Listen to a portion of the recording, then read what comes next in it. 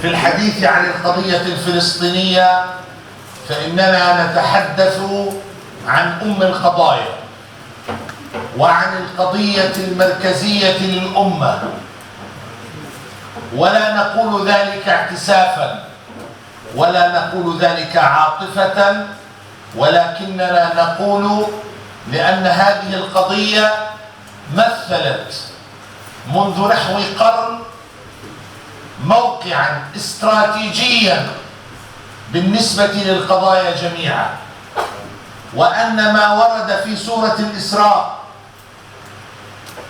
وأشار إليه القرآن الكريم عن المسجد الأقصى إنما نجده يتحقق واقعا أمامنا وحقيقة لا يمكن أن يتنازع فيها اثنان.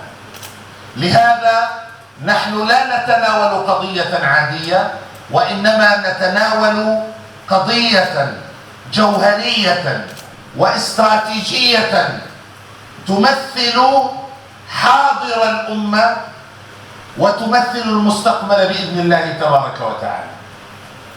وعندما أسري بالرسول صلى الله عليه وسلم من المسجد الحرام إلى المسجد الأقصى، وأما الرسول صلى الله عليه وسلم بالأنبياء جميعا، إنما كانت رسالة إلى موقع المسجد الأقصى بالنسبة لقضايا الأمة، وموقع المسجد الأقصى بالنسبة لأي مسلم على وجه هذه الأرض.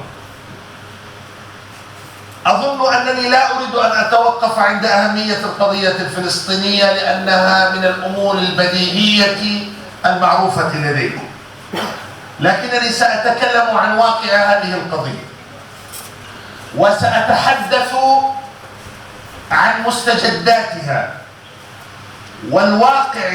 والواقع الذي سنتناوله إنما يتعلق بما سمي في وسائل الإعلام بصفقة القرن. صفقة القرن هي تعبير إعلامي سك في وسائل الإعلام للتعبير عن خطة السلام للشرق الأوسط بالنسبة للإدارة الأمريكية. عندما جاء دونالد ترامب إلى سدة الحكم في الولايات المتحدة الأمريكية، قال في خلال الحملة الانتخابية وبعد فوزه بالرئاسة إنه يملك صفقة نهائية لحل قضية الشرق الأوسط اللي هي القضية الفلسطينية، وأطلق عليها باللغة الإنجليزية Ultimate Deal، واستخدم تعبير الصفقة ديل لأن دونالد ترامب جاء من عالم رجال الأعمال، عالم البزنس، عالم التجارة، لهذا هو استخدم كلمة ديل أو مصطلح ديل، وقال إنه يمتلك رؤية أو صفقة نهائية للقضية الفلسطينية. طبعا كما تعلمون أن دونالد ترامب أعلن عن مجموعة من الوعود للشعب الأمريكي وعمل على تطبيقها، وتعامل على أنه الرئيس الأمريكي الوحيد الذي يعد وينفذ. هو الرئيس الأمريكي الذي لا يقول كلاما عابرا، وإنما يقول كلاما يعنيه وينفذه حرفا بحرف. وبدأ مسيرة القضية الفلسطينية أو مسيرة ما يسمى بالسلام بالشرق الأوسط. شكل فريقا لهذه الإدارة الأمريكية. الفريق يتكون من 3 أشخاص: جاريد كوشنر وهو صهر ترامب زوج بنته. 2 جايسون جرين بلات وهو محامي أمريكي بالأصل، وأطلق عليه صفة مبعوث السلام. 3 ديفيد فريدمان وهو محامي وسفير الولايات المتحدة الأمريكية في القدس الآن. هذا الفريق يمتاز أو يتسم بمجموعة من الصفات. أولا أن ال3 هم من اليهود الأرثوذكس، ف3 يهود. طبعا اليهود الأرثوذكس يعرفوا بتشددهم، يعني من اليهود المتشددين. 2 جاريد كوشنر هو بالأساس تاجر، وتعرف على دونالد ترامب، طبعا أبوه تاجر كمان، والده تاجر، وترامب تعرف على والده أصلا. فهذا الشاب الملياردير تزوج ابنة ترامب إيفانكا، وإيفانكا تحولت من المسيحية إلى اليهودية. إذا هذا هو رئيس الفريق جاريد كوشنر. بالنسبة لجرين بلاك كان محامي عقارات، فالعقارات التي يمتلكها دونالد ترامب كان المحامي لها هو جرين بلاك، وهو يهودي، وعادة ما يلبس القلنسوة اليهودي على الرغم من أمريكيته. أما الثالث ديفيد فريدمان فهو يهودي وأكثرهم تشددا، وأيضا يلبس القلنسوة، وهو محامي وعين سفيرا في الولايات المتحدة. إذا نحن نتحدث عن 3 أشخاص يهود من المتشددين اليهود الأرثوذكس، من الذين يصنفون بأنهم صهاينة أكثر من نتنياهو. لهذا سفير الولايات المتحدة ديفيد فريدمان يصنف بالتصنيف السياسي على أنه يقف على يمين نتنياهو سياسيا. هذه المجموعة أوكل لها دونالد ترامب صياغة ما يسمى بصفقة القرن. وهذه المجموعة تمتاز أيضا بأنها تفتقر إلى الخبرة السياسية، ومعروف عنها أنها جاهلة بالتاريخ والجغرافيا والسياسة، وأوكل إليها حل القضية الفلسطينية. الآن بدأت الإدارة الأمريكية تتحدث عن مواعيد لإعلان صفقة القرن. كل مرة يتم تحديد موعد ويتم تأجيله، يتم تحديد موعد ويتم تأجيله. آخر مرة أو مرتين أعلن أنه ستعلن بنود صفقة القرن بعد الانتخابات الإسرائيلية التي جرت في 17 نيسان أبريل الماضي،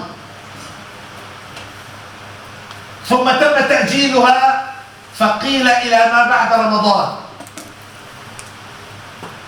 فتم تأجيلها قيل إلى ما بعد الانتخابات الإسرائيلية التي أعيدت، أو يعني أخذ قرار بإعادتها بعد شهر أبريل سبتمبر القادم. وأنا بظني أنه قد لا تعلن أبدا. إذن هناك حديث مستمر عن صفقة مجهولة لم يعلن عن بنودها حتى هذه اللحظة. الآن فوجئنا في خضم الحديث عن صفقة القرن بالإعلان عن ورشة عمل workshop اقتصادية ستعقد في العاصمة البحرينية المنام، وحدد لها نهاية الشهر الماضي، الأسبوع الأخير من الشهر يونيو حزيران الماضي، ودعيت إليها دول عربية وإسلامية والأمم المتحدة والاتحاد الأوروبي. وكان السؤال: لماذا ورشة المنام؟ لماذا؟ العنوان هو عنوان اقتصادي، وقيل إن ورشة المنامة تمثل الشق الاقتصادي لما يسمى بصفقة القرن. طيب، لا يمكن بمنطق المعروف السياسي أن تتجاهل البعد السياسي. دائما لابد أن يكون هناك رؤية سياسية، political vision، رؤية سياسية. هذه الرؤية السياسية هي التي يتم تقديمها، وبعد ذلك يكون الاقتصاد انعكاس للسياسة. ولكن هذه الصفقة متعثرة سياسيا، متعثرة سياسيا. هناك معارضة فلسطينية، هناك معارضة عربية نسبية وإسلامية.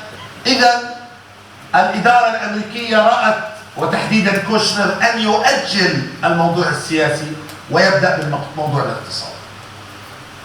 عقدت الورشة في البحرين، حضرت جميع دول الخليج باستثناء الكويت التي كان لها موقف مميز ومتفرد حقيقة.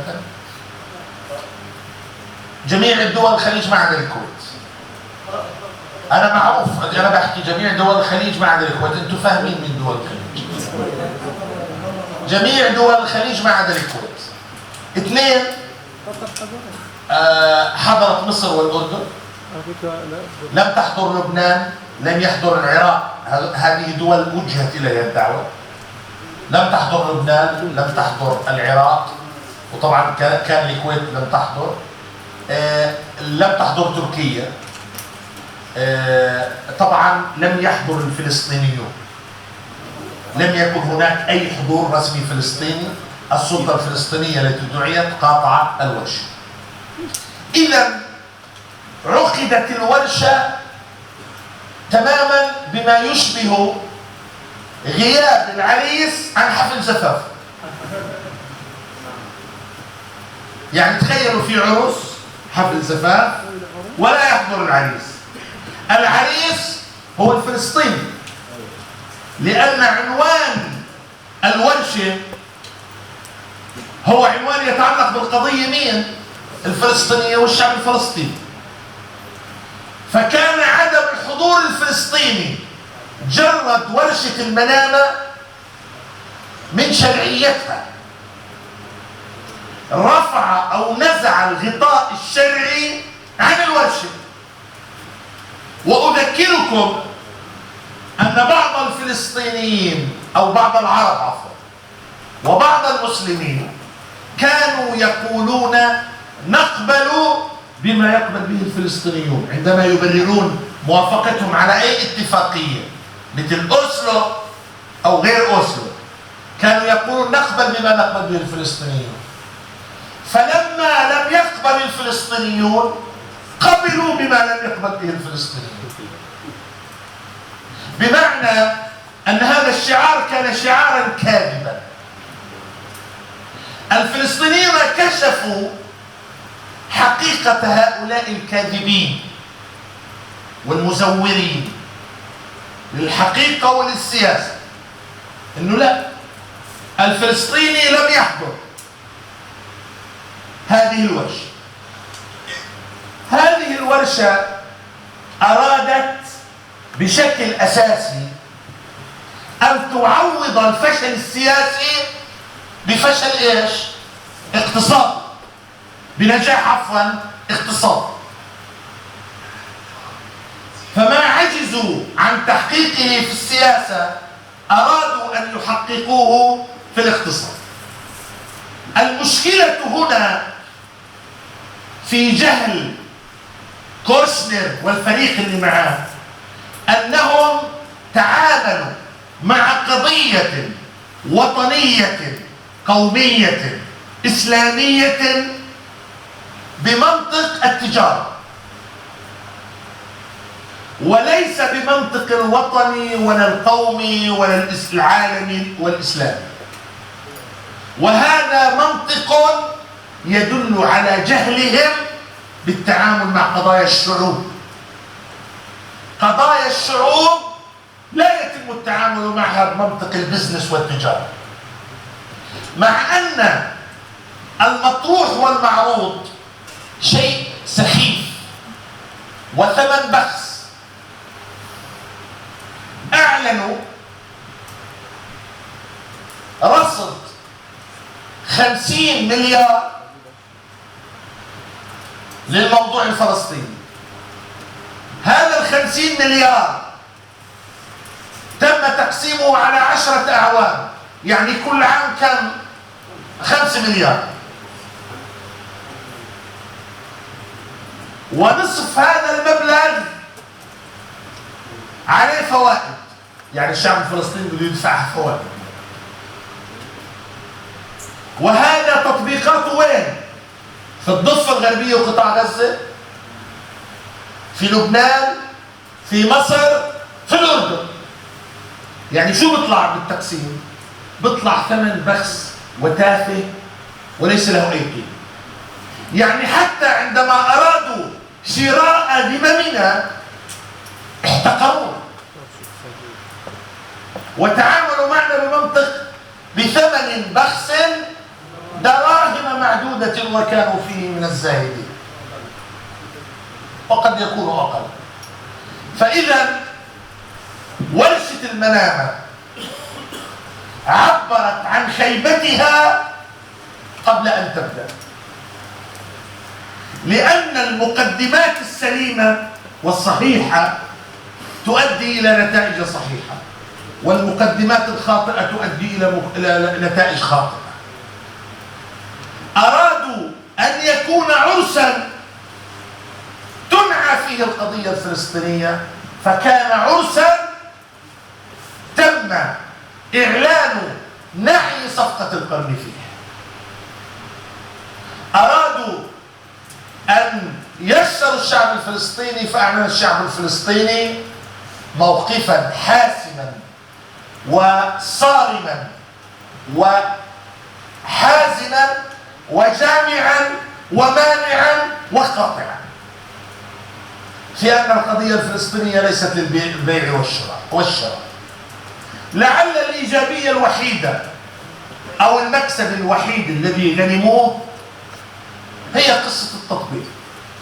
هم أرادوا أن يرسخوا التطبيع في المنطق،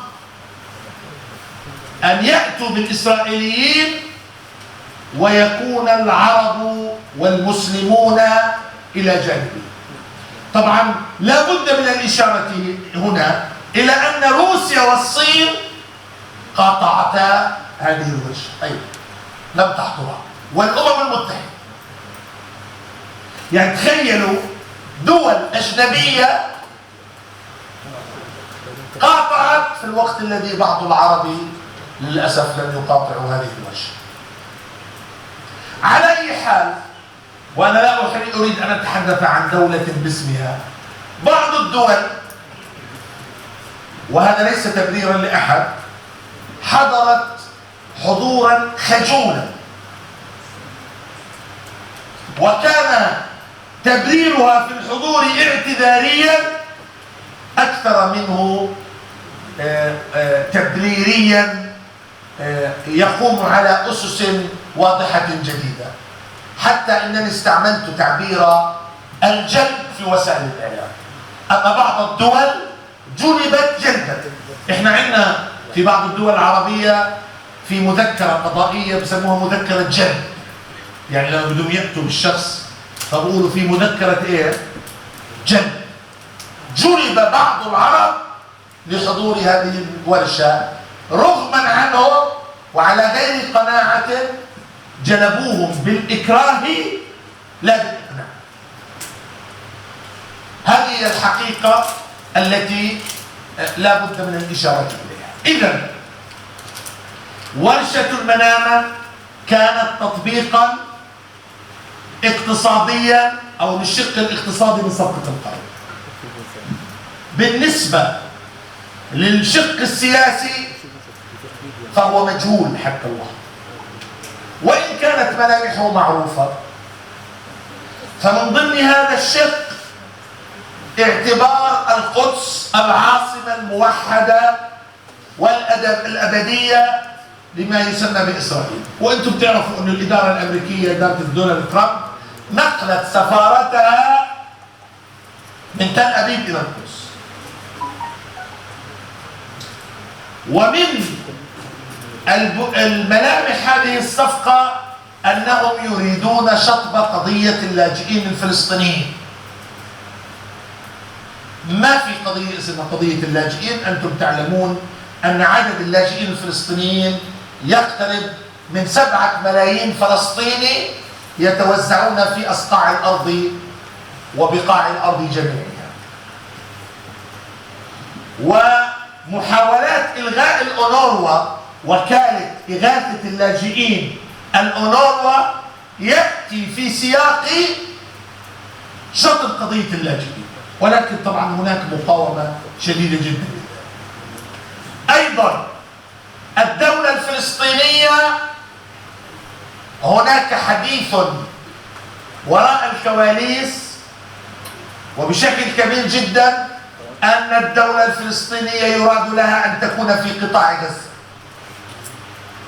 وأن يربط الفلسطينيون المقيمون في الضفة الغربية بقطاع غزة عبر نفق أو جسر مغلق، بحيث يكون هناك تواصل بين الضفة الغربية وقطاع غزة. أي أن فلسطين ستختزل، أو الدولة الفلسطينية، في بقعة جغرافية في قطاع غزة.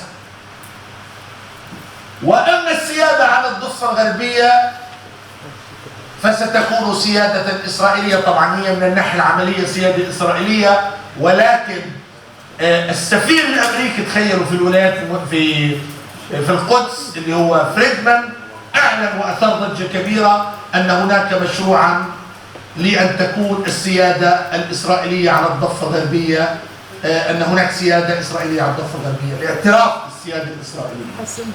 فأثار ضجة كبيرة جدا، فأغلق هذا الموضوع من باب التداول. هذه ملامح أساسية بالنسبة للشق السياسي، ولكن ليس تهوينا من الحديث عن الصفقة القرين، ولكن من باب ذكر الحقائق. ليس هناك ثمة جديد بالنسبة للأمر الواقع سوى في نقطة واحدة، وهي نقطة اللاجئين الفلسطينيين. أما غير ذلك فأنتم تعلمون من الناحية العملية السيادة على القدس والضفة الغربية هي سيادة إسرائيلية على أرض الواقع. أنا بتكلم طبعا أنتم بتعرفوا أنه أيضا الجولان تم الإعلان عن السيادة الإسرائيلية عليها، والاعتراف بالسيادة الإسرائيلية من قبل الإدارة الأمريكية. فإذا ليس ثمة جديد سوى تنسيخ الواقع الموجود. لكن هناك نقطة مهمة جدا ينبغي أن لا نغفل عنها، وهي أن هذه السيادة لا تمتلك شرعية دولية. بمعنى عندما قيل بأن السيادة على القدس سيادة إسرائيلية، هذا كان الموقف الأمريكي فقط. وساندت أمريكا بعض الدول، بعضها لم نسمع به من قبل. بعض هذه الدول لم نسمع بها من قبل، في حين أن أوروبا وروسيا والصين والدول العربية والدول الإسلامية ودول في أمريكا اللاتينية عارضت السيادة الإسرائيلية على القدس. نفس الشيء في موضوع الجولان، نفس الشيء بالنسبة لحل القضية الفلسطينية. إذن الإدارة الأمريكية تتحرك خارج الآن الشرعية الدولية التي هي تناقض نفسها وتقول إنها تتمسك بالشرعية الدولية وأن الآخرين هم الذين يخترقون الشرعية الدولية. الأمر الآخر أن الفلسطيني، ولا أريد أن أقول صاحب القضية، لكن طليعة القضية الفلسطينية، رأس الحربة في القضية الفلسطينية، صاحب الأرض يرفض رفضا تاما هذه الصفقة. وهناك إجماع فلسطيني على الرغم من الخلاف والتباين الشديد بين حركتي حماس وفتح، بين حماس والسلطة الفلسطينية، ولكن هناك رفض فلسطيني يشبه أو يصل إلى ما يمكن أن تسميته بالإجماع. هذه الخطة الأمريكية. الآن إذن لأننا نتحدث عن واقع القضية، فإنني تحدثت لكم عن صفقة القرن وورشة البحرين باعتبارها هذه تمثل المستجد الجديد للقضية الفلسطينية. والقضية الفلسطينية عودتنا دائما على أن تكون المستجدات دائمة ومستمرة، لأنها قضية استراتيجية وقضية حيوية. هنا أريد أن أتحدث قليلا عن ما هي رؤيتنا نحن لمستقبل القضية، وما هو المطلوب من شعوب الأمة العربية والإسلامية التي نجد من يمثلها في هذه القاعة. نحن أيها الإخوة الكرام على قناعة كاملة بعدالة القضية الفلسطينية، وعلى قناعة كاملة بأن فلسطين من البحر إلى النهر هي حق للشعب الفلسطيني، وأنه إذا كانت ظروف العالم العربي والإسلامي وظروف الفلسطينيين لا تسمح بتحقيق هدفنا بالتحرير، فإنه لا يحق لأي واحد منا أن يتنازل عن هذا الحق التاريخي وهذا الحق الوطني للشعب الفلسطيني. واليوم لا خيار أمام الشعب الفلسطيني إلا المقاومة، المقاومة بكل الوسائل، وعلى رأسها المقاومة العسكرية. مفهوم المقاومة مفهوم واسع كما مفهوم الجهاد مفهوم واسع، ولكنه كما أن القتال ورد على أنه ذروة الجهاد في القرآن الكريم هذا التعبير، لهذا يقول الله سبحانه وتعالى: وقاتلوا في سبيل الله الذين يقاتلونكم ولا تعتدوا إن الله لا يحب المعتدين. فمفردة القتال هنا تمثل ذروة الجهاد في سبيل الله الذي عبر عنه القرآن بتعبير واسع مصطلح الجهاد: والذين جاهدوا فينا لنهدينهم سبلنا. المقاومة هي تعبير معاصر وهي رديف للمصطلح في اللغة الإنجليزية resistance. فالتعبير هنا واسع، وينبغي أن نستخدم هذا التعبير، هذا المصطلح، عندما نقول المقاومة بكل أشكالها. والمقاومة العسكرية هي ذروة هذا المصطلح وهي المقاومة. لهذا المطلوب المقاومة بكل الوسائل، وعندما يتعذر القتال أو المقاومة العسكرية فلا يتعذر المقاومة بكل أنواع المقاومة.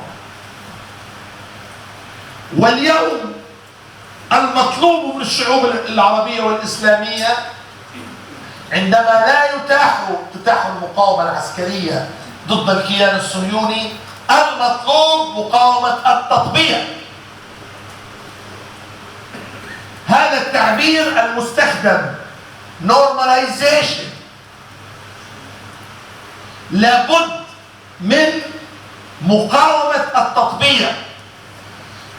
واليوم في أفريقيا على وجه الخصوص هناك عملية اختراق إسرائيلية لكثير من الدول الأفريقية.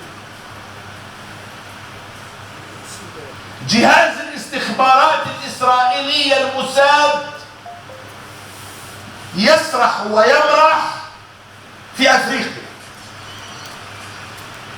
وقد اختطف مجاهدين ومناضلين في بعض الدول الأفريقية، وتبين أن هناك خلايا للموساد ومراكز اعتقال للموساد داخل بعض الدول الأفريقية. فالمطلوب اليوم أن تكون مقاومة التطبيع على المستوى الفكري والسياسي والاقتصادي. لهذا الذي يريد أن يقول ماذا نحن نفعل في أفريقيا وآسيا، نقول أن مهمة الشعوب هي أن تقاوم التطبيع. إذا كان بعض العرب قد خذلوا الأفارقة والآسيويين وطبعوا مع الإسرائيليين، فلا يجوز أن يكون هذا مبرر للتطبيع مع الإسرائيليين. إذا مقاومة التطبيع هذه مسألة مهمة جدا لمن يسأل العالم العربي والإسلام. المسألة الأخرى في دور الشعوب العربية والإسلامية دعم المقاومة الفلسطينية بكل أشكالها، دعما سياسيا وماليا وشعبيا وإيجابيا. اليوم انظروا إلى قطاع غزة التي تمثل قاعدة متقدمة للمقاومة العسكرية. هذا القطاع يحاصر من الأشقاء ومن الأعداء حصارا لا مثيل له، فاق حصار الكافرين لشعب أبي طالب في عهد الرسول صلى الله عليه وسلم. اليوم قطاع غزة مضى على حصاره 16 عام. تخيلوا، أو عفوا من 2007 إلى الآن يعني 12 سنة. تخيلوا 12 سنة قطاع غزة محاصر، ممنوع الدواء والغذاء والماء، وعندما يسمح بالنزر اليسير. لماذا يتعاقب قطاع غزة؟ لأن فيها قوما جبارين، لأن هؤلاء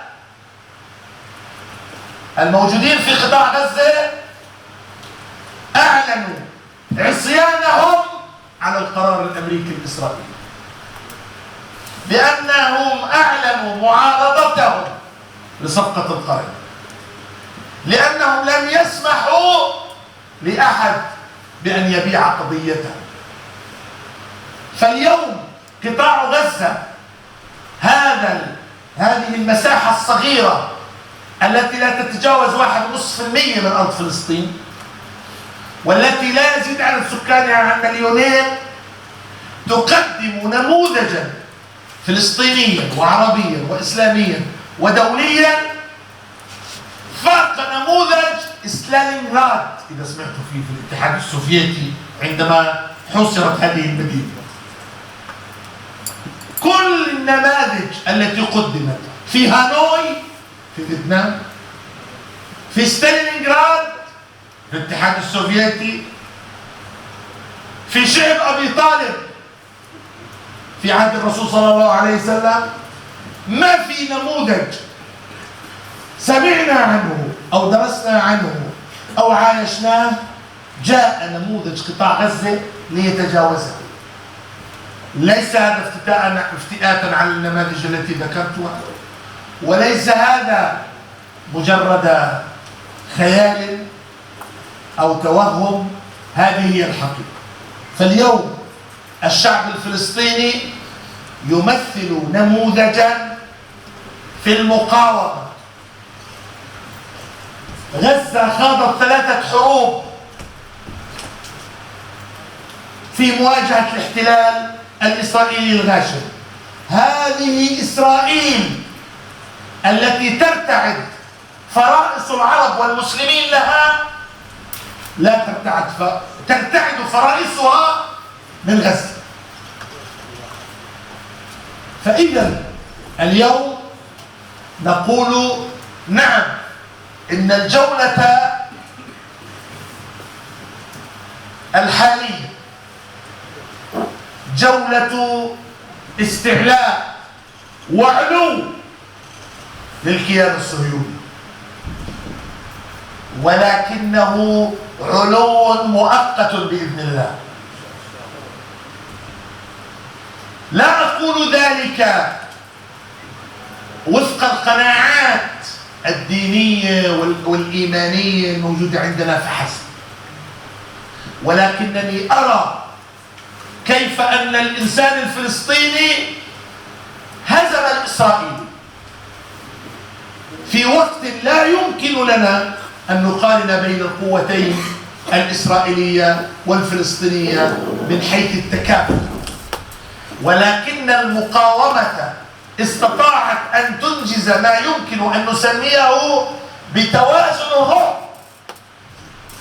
اليوم بنطلق صاروخ من الأراضي الفلسطينية المحتلة من قبل اليهود المحتلين إلى غزة، ينطلق صاروخ من قطاع غزة إلى قلب تل أبيب. الله أكبر، الله أكبر. إذا أعتقد أن المقاومة الفلسطينية، والتي أفخر أن حركة حماس التي أنتمي إليها تقف في طليعتها، استطاعت أن تهز الكيان الصهيوني، أن ترسل رسالة رعب ورسالة توازن في الرد. وأريد أن أقول لكم هنا أنه عندما تدك إسرائيل بين قوسين عاصمة عربية وتدك غزة، فإن غزة لا تعرف لغة أننا سنرد في الزمان والمكان المناسبين. الله أكبر. غزة ترد مباشرة وفورا ودون أن تهدد قبل أن ترد. هذا لا يعكس تغيرا في موازين القوى فحسب، ولكنه يعكس إرادة صلبة وعزيمة قوية في تغيير موازين القوى. الخلاصة التي أريد أن أؤكد لكم عليها أيها الإخوة الكرام: فلسطين هي قضيتنا وقضيتكم. فلسطين هي أملنا وأملكم. فلسطين نذرنا أنفسنا نحن أبناء الشعب الفلسطيني لأن نكون في طليعة المقاومين وفي مقدمة المجاهدين، ولكنكم أنتم من خلفنا تشكلون عامل الإسناد والدعم لهذه القضية، ولا ينبغي أن يكون عامل الإسناد والدعم مجرد شعار ينبغي أن تترجموه على أرض الواقع. وقلت لكم أنه ليس المطلوب الآن أن تهب الشعوب العربية والإسلامية لنجدة الإنسان الفلسطيني بالمقاومة العسكرية، إنما مطلوب الآن مقاومة التطبيع، باعتباره أنه السلاح الآن الذي يراد به أن تخترق المنطقة وأن يصبح الوجود الإسرائيلي وجودا طبيعيا. والذين يتحدثون عن الإرادة الأمريكية والسطوة الأمريكية، عندما ذكرت مثال الكويت كدولة صغيرة كذلك، هذه الدولة اللي هي الكويت تصنف على أنها من أصدقاء الولايات المتحدة الأمريكية، وذات يوم أمريكا هي التي حررت الكويت عام 1991 عندما تم احتلالها. ومع ذلك الموقف الكويتي الرسمي والشعبي أثبت أنه يمكن أن يقال لأمريكا لا، وأن ترفض مذكرة الجلب التي تم توجيهها إلى الكويتيين كما تم توجيهها إلى الآخرين.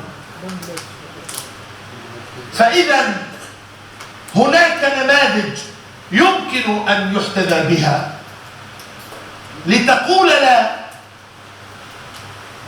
لترامب. هذا ترامب الجاهل بالتاريخ، الجاهل بالجغرافيا، الجاهل بالسياسة، هذا ترامب العنصري، عنصريته ضد اللون الآخر غير البشرة البيضاء، عنصريته ضد المهاجرين إلى أمريكا، عنصريته ضد الشعوب الأخرى، ولاؤه لإسرائيل، لا ينبغي لنا أن نقول له نعم، إنما هذا ينبغي أن يقال له لا. وأريد أن أقول لكم أن هذا ترامب مع نهاية دورته إن شاء الله سينتهي في مزابل التاريخ. الله أكبر. على أي حال، أعتقد أن الحوار يمكن أن يكمل ما تم إغفاله في الحديث معكم، وما يمكن أن يكون استدراكا على ما تحدثت به إليكم. أقول قولي هذا وآخر دعوانا أن الحمد لله رب العالمين.